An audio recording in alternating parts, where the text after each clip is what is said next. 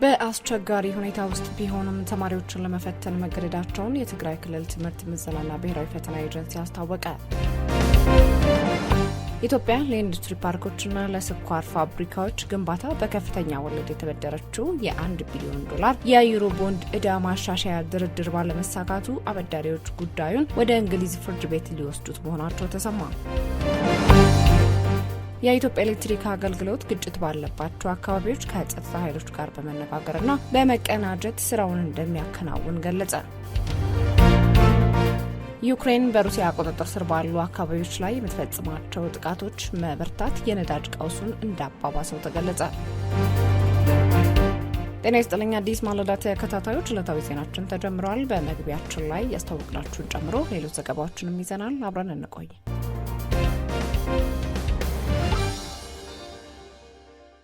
በአስቸጋሪ ሁኔታ ውስጥም ቢሆን ተማሪዎችን ለመፈተን መገደዳቸውን የትግራይ ክልል ትምህርት ምዘናና ብሔራዊ ፈተና ኤጀንሲ አስታወቀ። የ8ኛና የ12ኛ ክፍል ፈተና መድረሱን አስመልክቶ የትግራይ ክልል ካለበት ወቅታዊ ሁኔታ አንጻር ተማሪዎችን ለመፈተን እያደረገ ያለው ቅድመ ዝግጅት ምን እንደሚመስል አዲስ ማለዳ የክልሉን የትምህርት ምዘናና ብሔራዊ ፈተና ዳይሬክተር አረጋዊ ዘፈሩን አነጋግራለች። ዳይሬክተሩ እንደገለጹት የ8ኛ ክፍል ፈተና ከነገ ሰኔ 3 እስከ ሰኔ 5 ቀን 2018 ዓ.ም የሚሰጥ ቢሆንም በቅድመ ዝግጅቱ ወቅት በርካታ ችግሮች ገጥሞታል። ከነዚህም መካከል ፈተናዎችን ለማሳተም የሚሆን በቂ በጀት አለመኖር፣ የታተሙ ፈተናዎችን ለማጓጓዝ የሚያስችል የትራንስፖርትና የነዳጅ እጥረት እንዲሁም አጠቃላይ የስራ ማስኬጃ ገንዘብ እጥረት መከሰቱን አስረድተዋል። ከዚህ በተጨማሪም ፈተናውን ለሚያስፈትኑ መምህራን የሚከፈል አበል ማጣት ዋነኛው ተግዳሮት መሆኑን ጠቅሰዋል። ይሁን እንጂ ከወረዳ ጽሕፈት ቤቶች ጋር ውይይት መደረጉንና አብዛኛዎቹ መምህራን እንደምንም ተቸግረንም ቢሆን ተማሪዎቻችንን እንፈትናለን በሚል መስማማታቸውን ዳይሬክተሩ ገልጸዋል። በተለያዩ ምክንያቶች በክልሉ የሚገኙ ትምህርት ቤቶች ዝግ የነበሩ መሆናቸውን ያስታወሱት አረጋዊ አሁን ላይ ግን ተማሪዎቹ የግድ መፈተን ስላለባቸው ወደ ፈተና እንዲመጡ የቅስቀሳ ስራ እየተሰራ መሆኑን አስገንዝበዋል። ስለ ሰላምና ጸጥታው ሁኔታ የተለየ ግምገማ እንዳልተደረገ፣ ነገር ግን እስካሁን የከፋ የጸጥታ ችግር እንዳልተስተዋለ የገለጹት ዳይሬክተሩ በዘንድሮ የ8ኛ ክፍል ፈተና ከ63,000 በላይ ተማሪዎች የሚቀመጡ ሲሆን ከነዚህ ውስጥም ከ50 በመቶ በላይ የሚሆኑት ሴት ተማሪዎች መሆናቸውን ተናግረዋል። አረጋዊ አያይዞም የ12ኛ ክፍል ሀገር አቀፍ ፈተና ሰኔ 24 ቀን 2018 ዓ.ም እንደሚጀመር ጠቅሰው ተፈታኞቹ ከ29,000 በላይ ሲሆኑ 51 በመቶ ያህሉ ሴት ተማሪዎች መሆናቸውን አስታውቀዋል። ሆኖም ለመምህራን ደሞዝ ባለመከፈሉ ምክንያት ተማሪዎች ለፈተናው የሚሆን በቂ ትምህርት አግኝተዋል ለማለት እንደማያስደፍርም ዳይሬክተሩ አልሸሸጉም። በተጨማሪም ተማሪዎችን ወደ ዩኒቨርሲቲዎች ለማጓጓዝ የሚያስፈልገው የትራንስፖርት ዋጋ መናር ሌላኛው ስጋት መሆኑን ጠቁመዋል። በአጠቃላይ የ12ኛ ክፍል ፈተና አሰጣጥ ሂደት በበርካታ ችግሮች የተከበበ ሊሆን እንደሚችል የገለጹት አረጋዊ ፈተናዎቹና እንቅፋቶቹ ቢኖሩም ተማሪዎቹ በእድሜያቸው መገደብ ስለሌለባቸውና የግድ መፈተን ስላለባቸው እንደምንም እንፈትናቸዋለን ሲሉ ለአዲስ ማለዳ ተናግረዋል። የ8ኛ ክፍል ሰኔ 3 ይጀምራል፣ እስከ 5 ይቆያል። ለ3 ቀን ነው የሚቆየው። እንግዲህ ዝግጅቱ ሁሉም ማቴሪያል ተባዝቶ ፐብሊሽ ተደርጎ ወደ ወረዳ ደርሰናል። እኛ ያው ችግሩ ምን ነበር የሚለውን በጣም ብዙ ችግር ነበረ። ፋይናንሻል የምንጠረት ነበረ። ለመሳተም ፈተናው ለመሳተም ለማጓጓዝ የነዳጅ ችግር ነበረ። ሁሉ ብቻ ግን የስራ ማስኬጃ የሚባል እስከ በጣም አስቸጋሪ ሁኔታ ነው ያለው። የትምህርት አመራር ለእነሱ የሚሆን የገንዘብ እጥረት አላቸው። ለአበል የሚከፈል ማለት ነው የማያበልና ኢፌሽን ይባላል። ስለዚህ ጋር ብዙ ችግር አለባቸው። እዛ ላይ የሚያው ደግሞ እየተከፈላቸው አይደለም መምህራኖች። ስለዚህ ይህን ደግሞ አሁን ተጨምሮ ተቸግረው ይፈትናሉ የሚል ዳው ከትምህርት ቤት ተግባብተው እዛ መግባባት አርመታ ይሄ እንቅፋቱ ነው በጣም ማቸር ያለው። ዞሮ ግን ይፈትናሉ ብለን ነው የምንገምተው። በዛ ነው ያው ስብሰባ ጠርተንም ዘጋርተን ነበር፣ ስለሽቶ አይተን ነበርና ዳስክት ኃላፊዎች እንግዲህ እንደምን ብለን እንፈትናለን የሚል ነው በአብዛኛው የተካሄደው። ተማሪው ያው ቅስቀሳ የተደረገ ነው ወጥተው እንዲፈትኑ እንግዲህ እየተዘጋ ነው። በዛ በደሞዝ ምክንያቱም በሌላ ችግር ምክንያቱም ትምህርት ቤቶቹ እነዚህ ሬጉላር ትምህርቱ ተዘግቷል። ኦልሬዲ አሁን ብዙ አራቀም እንጂ 8ኛ ክፍልም ወለዛ ለ8ኛ ክፍል ዝለው ነው እዛው የሚቆዩትና ይሄ ችግር አለ። በሌላ በሰላም በኩል በሌላ እንኳን ብዙ ችግር ያየነው ነገር የለም፣ የገመገምነው ነገርም የለም። ፋይናንሻሊ ነው ትልቁ ችግር፣ ፋይናንሻሊ ነው። 63,153 አካባቢ ተፈታኛለን። ከነዚህ 52% ወይ ደግሞ 33,000 አካባቢ ሴቶች ናቸው። አብዛኛው ተማሪ ሴቶች ናቸው። የ12ኛ ክፍል 24 ነው የሚጀምረው። እነዛ ደግሞ ኦልሞስት 29,000 አካባቢ ያሉን ተፈታኞች በዚህ ላይ 71% አካባቢ ሴት ተማሪ ናቸው። መጥናት ነበረባቸው ተማሪዎች ትምህርት ቤት ቆይተው መማር የገባቸው ነበር። በዛም ነው ኦሪንቴሽን የተሰጠውና ከቢሮ ኃላፊ ጠርቶም የተግባቡት በዚህ ደረጃ ነበረ። ሙሉ ደሞዝ ስላልተከፈለው አሁን ኮንቲኒስሊ እየተማሩ ነው ማለት ያስቸግራል። ያው መተው ሊፈተን ካልሆነ በስተቀር አሁንም እየተማሩ ነው ያሉት ለመድፈር አይቻልም፣ ደፍረ መናገር አይቻልም እና አንዱ ነው። እንደገና ያው መጓጓዝ ወደ ዩኒቨርሲቲ ነው መተው የሚፈተኑት። አብዛኛው ተማሪ የተወሰነ መቀሌ ዙሪያ ብቻ ነው በተወሰነው በከተማው ያሉ ትምህርት ቤቶች የሚፈተኑ እንጂ አብዛኞቹ ወደ ሽሬ ካምፓስ፣ አክሱም፣ አዲግራት እና ራያ ዩኒቨርሲቲ የሚባል አለ። መቀሌም 2 ካምፓስ አለ። በዛ መተው ነው የሚፈተኑ። አሁንም ያለው ስጋት ያው የትራንስፖርት ኮስት መንግስት ፌዴራል በጀት ይችላል፣ ግን የሚበጅተው ፌዴራል ታሪፍ አድርጎ ነው የሚበጅተው። አሁን ግን ከነዳጅ እጥረት ተያይዞ የታሪፉ እንትን አክቹዋል ሰው የሚከፍለው ከአንድ ወደ ከተማ ወደ አንድ ከተማ 5-6 እጥፍ ነው ያለ በነዳጅ። ስለዚህ አንዱ እሱ ነው ፋይናንሱ እጥረት ሊያጋጥም ይችላል የሚል ነው።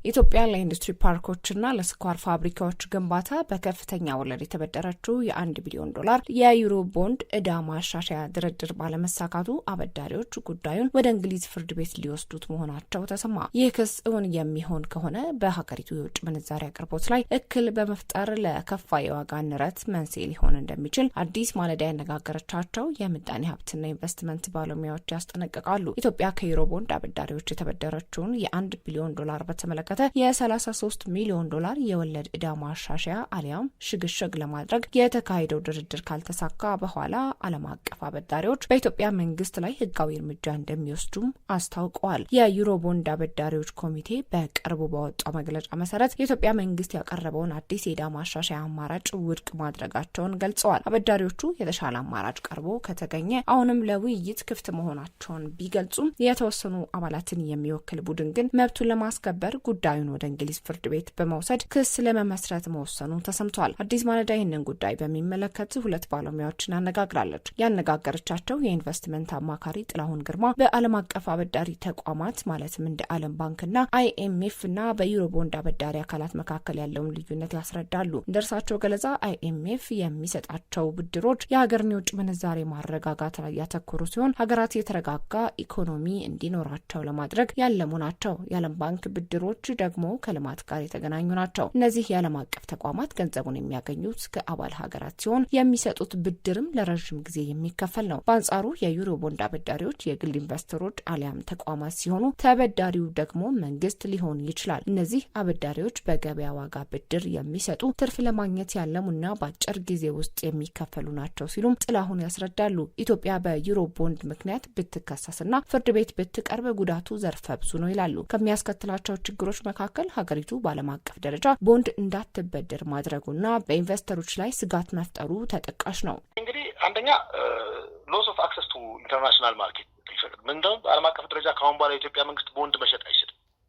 ቢሸጥ እንኳን በከፍተኛ ወለድ ነው መሸጥ የሚችለው። እንደ ሀይ ሪስክ ስለሚታይ ወይም ደግሞ ከፍተኛ ስጋት ያለበት ሀገር ማዕከል ስለሚመደብ ኢትዮጵያ እንደ ሀገር ከፍተኛ ስጋት ያለባቸው ሀገራት ማዕከል ስለምትመደብ ከአሁን በኋላ በእነዚህ ገበያዎች ላይ ገንዘብ ብድር ብትፈልግ እንኳን ቦንድ በመሸጥ የወለድ ምጣኔ ወይም የኩፖን ሬቱ ከፍ ይደረግባል።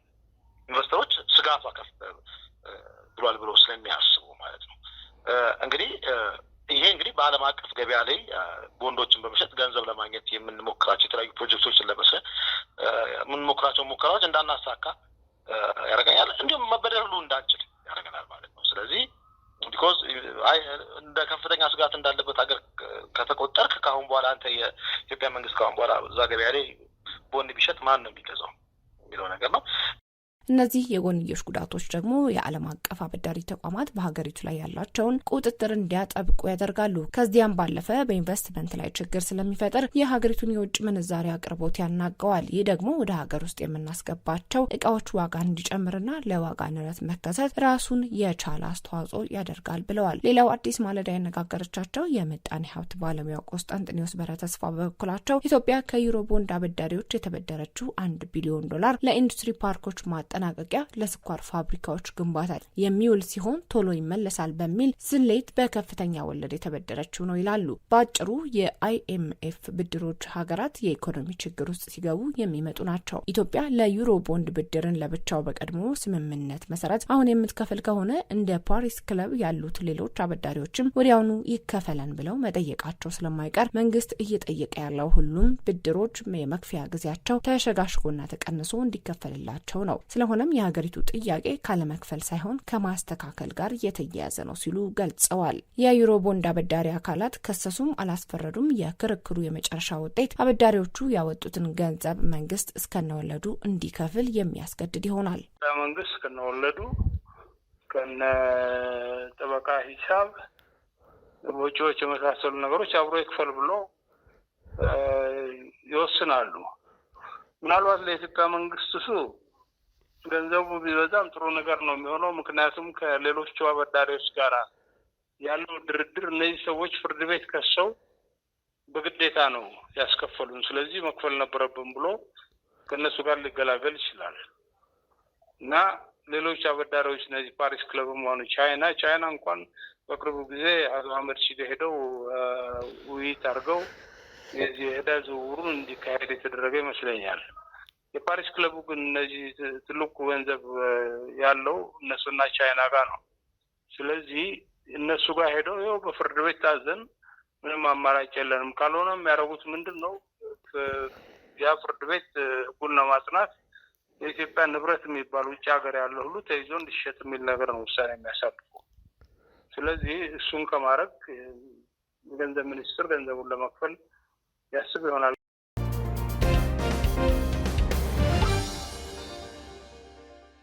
የኢትዮጵያ ኤሌክትሪክ አገልግሎት ግጭት ባለባቸው አካባቢዎች ከጸጥታ ኃይሎች ጋር በመነጋገርና በመቀናጀት ስራውን እንደሚያከናውን ገለጸ። የኢትዮጵያ ኤሌክትሪክ አገልግሎት የፕሮጀክቶች መዘግየት፣ የመሰረተ ልማት ስርቆት እንዲሁም የቆዩ መስመሮችን ለመቀየር የፋይናንስ እጥረት እንዳለበት ገልጿል። በግጭት አካባቢ ደግሞ ስራውን ለመስራት ከጸጥታ ኃይሎች ጋር መነጋገርና በጋራ መንቀሳቀስ እንደሚያስፈልግም አስታውቋል። ይህም እንደ ሰሜን ኢትዮጵያ ጦርነት ባይሆንም በስራው ላይ የተወሰነ ተጽዕኖ እንዳለው ጠቁሟል። ተቋሙ በተያዘው የበጀት ዓመት በራስ አቅም ከ18 ቢሊዮን ብር በላይ በሆነ ወጪ ፕሮጀክቶችን በመቅረጽ የኃይል መቆራረጥ እንዳይፈጠር መስራቱን የገለጸ ሲሆን ከአፍሪካ ልማት ባንክና ከዓለም ባንክ ባገኘው ብድር ደግሞ በተለያዩ 6 ከተሞች አዲስ የመስመር ዝርጋታ ማከናወኑን አስረድቷል። ተቋሙ በዛሬው ዕለት አሁን ላይ ያለው የመብራት መቆራረጥ በክረምት ወቅት እንዳይቀጥል የሰራቸውን ስራዎች በተመለከተም መግለጫ ሰጥቷል። የኢትዮጵያ ኤሌክትሪክ አገልግሎት በመላ ሀገሪቱ አገልግሎት የሚሰጥ ተቋም እንደመሆኑ መጠን ከዋና ዋና ከተሞች ውጪ በተለያዩ አካባቢዎች የኃይል መቆራረጥ እንደሚፈጠር አንስቷል። ተቋሙ በመላ ሀገሪቱ 13 የክልል መስሪያ ቤቶች፣ 560 የአገልግሎት ጣቢያዎች እንዲሁም ከ4000 በላይ የሳተላይት ጣቢያዎች እንዳሉትም ገልጿል። በተቋሙ የመሰረተ ልማት አስተዳደር መሪ ስራ አስፈጻሚ የሆኑት ገበየሁ ሊካሳ አሁን ላይ በተለያዩ ክፍለ ሀገራት ግጭቶችና ጦርነቶች የሚከናወኑ በመሆናቸው የኃይል መቆራረጥ አለ በሚል ለተነሳላቸው ጥያቄ ምላሽ ሲሰጡ ከተለያዩ የጸጥታ አካላት ጋር በጋራ በመሆን እየሰራን ነው ብለዋል። ይሁን እንጂ እንደ ሰሜኑ ጦርነት ባይሆንም አሁንም ድረስ በስራ ላይ እክል መፍጠሩ እንደማይቀር አንስተዋል። በፊት ሰሜን አካባቢ እንደነበረው አይነት ችግር አይደለም ያለው። አሁን በከፍተኛ ሁኔታ ሁሉም ቦታ ላይ ተንቀሳቅሶ መስራት ይቻላል። ከጸጥታ አካላት ከመስተዳድር አካላት ጋር እየተቀናጀን እየሰራን እንገኛለን። በተለይ በጸጥታ ምክንያት ችግር የደረሰባቸው መሰረተ ልማቶች መልሶ የማስቀጠል ሰፋፊ ስራዎችን እየሰራን እንገኛለን ማለት ነው። የአገልግሎት ተቋሙ መጪው የክረምት ወቅት ከፍተኛ የሆነ የኃይል መቆራረጥ እንዳይኖር ከመስመር እድሳት እስከ ቅያሪ ድረስ ያሉ ስራዎችን እያከናወኑ መሆኑን የገለጸ ሲሆን ከዚህ ቀደም የነበረው የኃይል መቆራረጥ እንዳይደገም አስፈላጊውን ዝግጅት እያደረገ መሆኑን አስታውቋል። አገልግሎቱ በተጨማሪም በግንቦት ወር ላይ የሚስተዋል የኃይል መቆራረጥ እንዳጋጠመም ተናግሯል። አሁን ላይ ለመብራት መቆራረጥ ምክንያት የሆኑ ፕሮጀክቶችን እስከ ሰኔ 30 ቀን 2018 ዓ.ም ድረስ ለማጠናቀቅ እየተሰራ መሆኑንና መጪው ክረምት በአንጻራዊነት የተሻለ የተሻለ የኃይል አቅርቦት እንዲኖረው እየተሰራ መሆኑን ገልጿል። ይህን የገለጹት በ2018 መስከረም ላይ የነበረው የኃይል መቆራረጥ አንድ ሰው በወር ከሚያገኘው ውስጥ 15.6 ሰዓታትን ይቆራረጥ እንደነበርና በየካቲት ወር ደግሞ ይህንን ወደ 11 ሰዓት ዝቅ ማድረግ መቻሉን በማንሳት ነው። ይሁን እንጂ በአገልግሎቱ የግንቦት ወር የኃይል መቆራረጥ ላይ ጭማሪ አሳይቷል ብለዋል። በአገልግሎቱ የመሰረተ ልማት አስተዳደር መሪ ስራ አስፈጻሚ የሆኑት ዶክተር ገበየው እንደተናገሩት ተቋሙ በየጊዜው ለደንበኞቹ የሚሰጠውን አገልግሎት እያሻሻለ መሆኑን አንስተው ከዚህ ቀደም በክረምት ወቅት ይከሰት የነበረው የኃይል መቆራረጥ እንዳይደገም በርካታ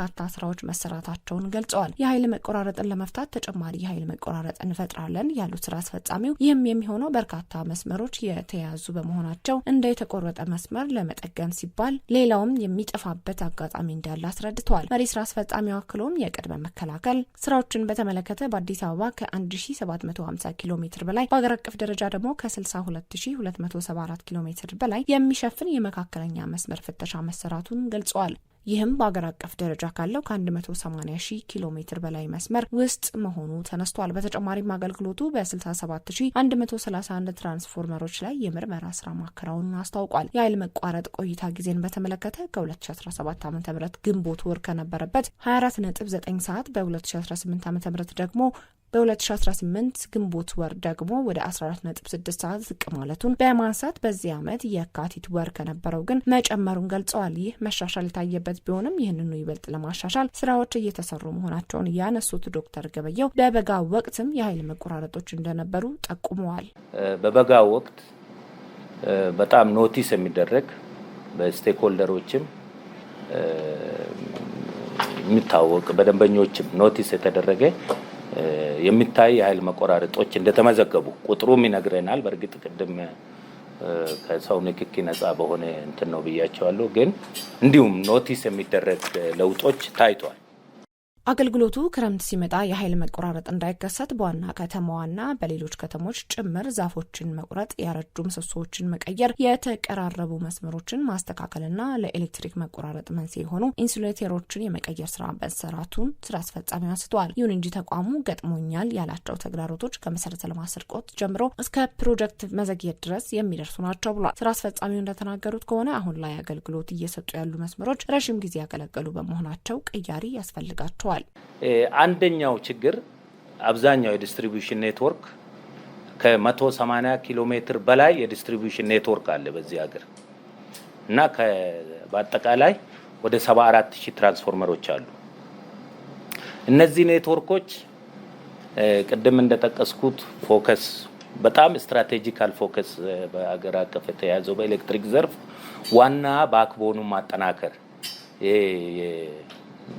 ማመንጫ የማከፋፈያና የማስተላለፊያ መስመሮች ላይ በርካታ ስራዎች ተሰርተዋል። በዛ ልክ ዲስትሪቢዩሽኑ ላይ ከ2010 11 ነው ኢንተንሲቭሊ መስራት የተጀመረው። እንግዲህ እነዚህ ኔትወርኮች በሙሉ ቅድም ወደ ጠቀስኩት የመልሶ ግንባታ ስራ መሰራት አለበት። የሰው የኃይል ፍላጎት ከጊዜ ወደ ጊዜ በተለያዩ ምክንያቶች በኦልተርኔቲቭ ኤነርጂ ሪሶርስ እጥረት፣ ዲፕሌሽን፣ ዋጋ መወደድ ከምቾት ጋር በተያያዘ ወደ ኤሌክትሪሲቲ መጥቷል ሰው። ስለዚህ ከጊዜ ወደ ጊዜ የኔትወርኩን አቅም ከፊዚካል ስትሬንግዙ ባሻገር አቅሙንም ማሳደግ ያስፈልጋል። አሁን የዛሬ 20 ዓመት የተዘረጋ ኮንዳክተር አሁን ላለው የፓወር ዲማንድ አያገለግልም። ስለዚህ ይሄን ለመስራት ግን ቅድም የጠቀስኩት ቁጥር በመልሶ ግንባታ ሊሸፈን የሚገባው መሰረተ ልማት በጣም ብዙ ነው። 180,000 ኪሎ ሜትር በአገር አቀፍ ደረጃ ሊደርስ ይገባል። ወደ 74000 ትራንስፎርመር ኢንስታሌሽኑን ማስተካከል አለብን። አቅሙን ማሳደግ፣ አጋዥ የማስቀመጥ ስራዎች መስራት ያስፈልጋል። ይሄ እንግዲህ ሰፊ ፋይናንስ ይፈልጋል፣ ትልቅ ፋይናንስ ይፈልጋል፣ ትልቅ ጊዜ ይፈልጋል። አንደኛው ቻሌንጅ ይሄ ነው። ግን በስትራቴጂ ተቀርጾ እየተሰራ ነው።